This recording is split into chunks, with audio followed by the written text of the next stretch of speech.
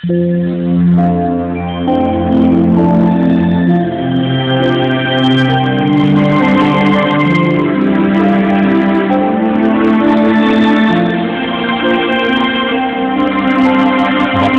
ang bumabasa at ang nangakikinig ng mga salita ng hula at tumutupad ng mga bagay na nasusulat doon, sapagkat ang panahoy malapit na.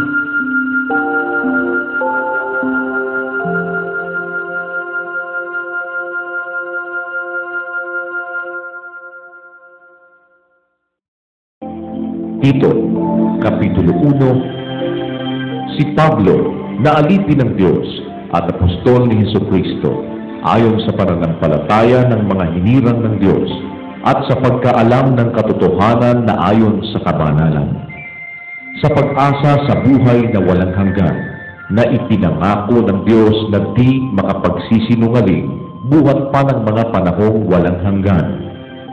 Ngunit sa kanyang mga panahon ay ipinahayag ang kanyang salita sa pangangaral na sa akin ay ipinagkatiwala ayon sa utos ng Diyos na ating tagapagligtas. Kay Tito na aking tunay na anak ayon sa pananampalataya ng lahat, biyaya at kapayapaan nawang mula sa Diyos Ama at kay Kristo Jesus na tagapagligtas natin.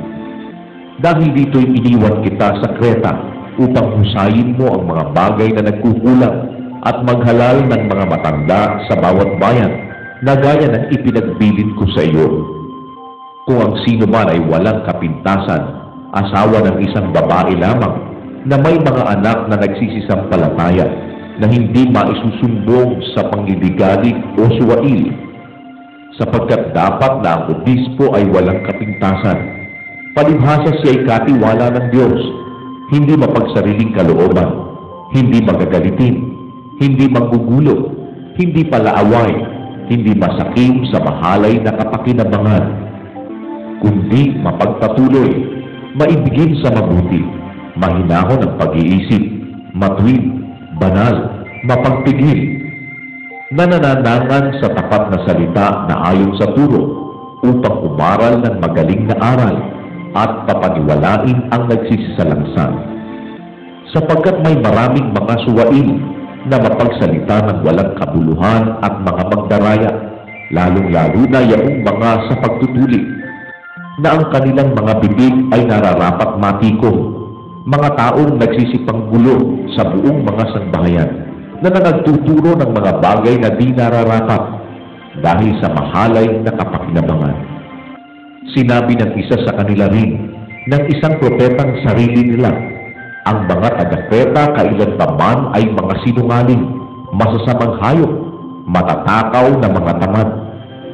Ang patutuong ito ay tunay, dahil dito'y sawayin mong may kapagsikan sila upang magpakagaling sa pananampalataya, na huwag mga kinig sa mga katha ng mga Hudyo at sa mga utos ng mga tao na nagsisisinsay sa katotohanan. Sa malinis, ang lahat ng mga bagay ay malinis. Datapwat sa nangahawa at di nagsisisampalataya ay walang anumang malinis, kundi pati ng kanilang pag-iisip at kanilang budhi ay pawang nangahawa. Sila'y nagpapanggap na nakikilala nila ang Diyos, ngunit ikinakaila sa pamamagitan ng kanilang mga gawa. Palibhasa'y mga malulupit at mga masuwain at mga itinakwil sa bawat gawang mabuti.